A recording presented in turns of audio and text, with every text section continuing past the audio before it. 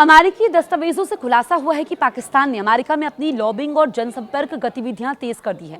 कांग्रेस, प्रशासन, think tank और media तक पहुंच बनाने के लिए लाखों डॉलर खर्च किए गए हैं। इन प्रयासों में जम्मू और कश्मीर और भारत पाक संबंध भी शामिल हैं। वॉशिंगटन में सामने आए अमेरिकी फॉरेन एजेंट्स रजिस्ट्रेशन एक्ट के ताज़ा दस्तावेजों ने पाकिस्तान की अमेरिका में बढ़ती लॉबिंग गतिविधियों की पूरी तस्वीर खोल दी है। इन आधिकारिक दस्तावेजों के मुताबिक पाकिस्तान सरकार और उससे जुड़े संगठनों ने अमेरिका में अपनी छवि सुधारने और नीति निर्माताओं को प्रभावित करने के लिए लाखों डॉलर खर्च किए हैं। इन कोशिशों का दायरा अमेरिकी कांग्रेस, कार्यपालिका, थिंक टैंक और मीडिया तक फैला हुआ है।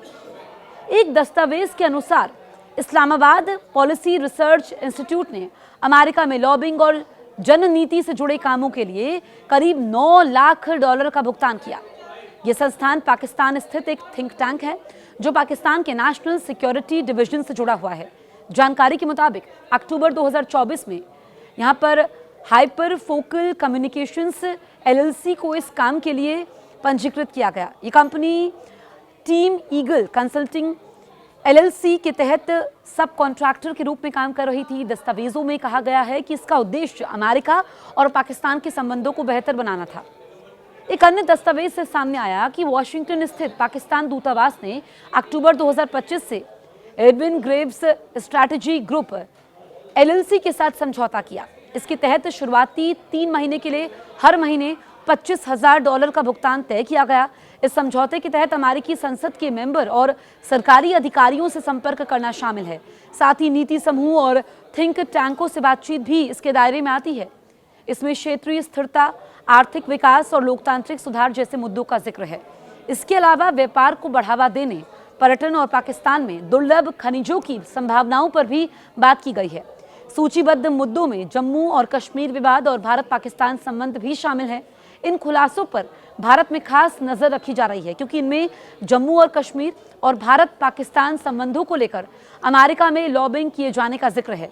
एक अन्य जानकारी में बताया गया कि पाकिस्तान दूतावास ने मई में जनसंपर्क सेवाओं के लिए यहां पर कॉर्विस होल्डिंग इंक को भी नियुक्त किया।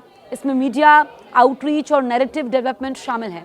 अमेरिकी कानून के अनुसार विदेशी सरकारों और उनसे जुड़े संगठनों को अपनी लॉबिंग और जनसंपर्क गतिविधियों की जानकारी सार्वजनिक करनी होती है। इन्हीं दस्तावेजों के जरिए उनके समझौते, गतिविधियां और किए गए भुगतान का पूरा ब्यौरा सामने आता है। तो आप देखिए कि किस तरीके से जो ये खुलासा हुआ है, इस पर अब सवाल खड़े हो रहे हैं और यहाँ पर जो अमेरिकी दस्तावेज सामने आए हैं उसको लेकर के अब यहाँ पर पूरी पड़ताल की जा रही है। क्योंकि ये आप देखिए कि जिस तरीके से जो समझौतों का यहाँ पर जिक्र किया गया है और जो जानकारियाँ सामने आई हैं उसको लेकर के अब आगे की पड़ताल भी होगी। लेकिन आप देखिए कि जो ये दस्तावेज हैं किस तरीके से बढ़ती लॉबिंग गतिविधियों की पूरी तस्वीर बयां करती है, ये इसके ज़रिए समझा जा सकता है। तो ये जो अमेरिकी दस्तावेज हैं इसके ज़रिए ये खुलासा हुआ है कि पाकिस्तान ने अमेरिका में अपनी लॉबिंग और जनसंपर्क गतिविधियां कैसे तेज़ करी हैं, मीडिया तक पहुंच बनाने के लिए कितने रुपए खर्च किए जा रहे हैं। वैसे खुद कंगाली पर है लेकिन यहाँ पर लॉबिंग करने के लिए लाखों अरब डॉलर रुपए खर्च किए जा रहे हैं, जो कई सवाल खड़े करता है। और ये जो प्रयास है जम्मू और कश्मीर और भारत पाक संबंध भी इसमें शामिल है क्योंकि वॉशिंगटन में सामने आए अमेरिकी फॉरेन एजेंट्स रजिस्ट्रेशन एक्ट के ताज़ा दस्तावेजों ने पाकिस्तान की अमेरिका में बढ़ती लॉबिंग गतिविधियों की पूरी तस्वीर खोल दी है। यानी कि पूरी पोल खोल करके रख दी है। जो आधिकारिक दस्तावेज सामने आए हैं, किस तरीके से पाकिस्तान सरकार हो या फिर उससे जुड़े संगठन हो, अपनी छवि सुधारने को लेकर के नीति निर्माताओं को प्रभावित करने के लिए पैसे खर्च कर रहे हैं, लॉबिंग कर रहे हैं।